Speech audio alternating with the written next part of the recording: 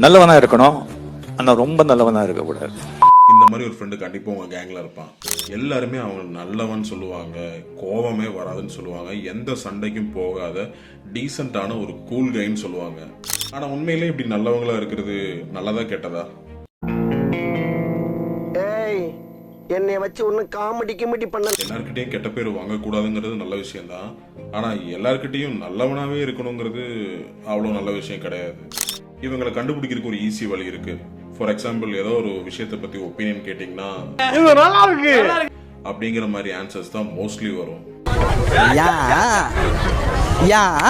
அந்த விஷயத்து மேலே அவங்களுக்கு உடன்பாடு இல்லைன்னா கூட நீங்கள் தப்பாக நினச்சிருவீங்களோ அப்படின்னு நினச்சி பூசி மெழுகி ஒரு டிப்ளமேட்டிக்கான ஆன்சர்ஸ் மட்டும்தான் சொல்லுவாங்க. ஆல்சோ இவங்க கிட்ட இருந்து ஒரு கன்ஸ்ட்ரக்டிவ் கிரிட்டிசிசம் ஆர் ஃபீட்பேக் எப்பவுமே வாய்ப்பில்லை ராஜா.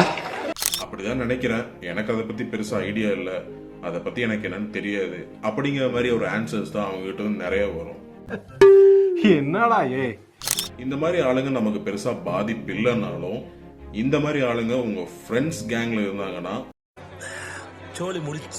ஒரு விஷயம் நல்லா இல்லைன்னா நல்லா இல்லைன்னு சொல்லணும்.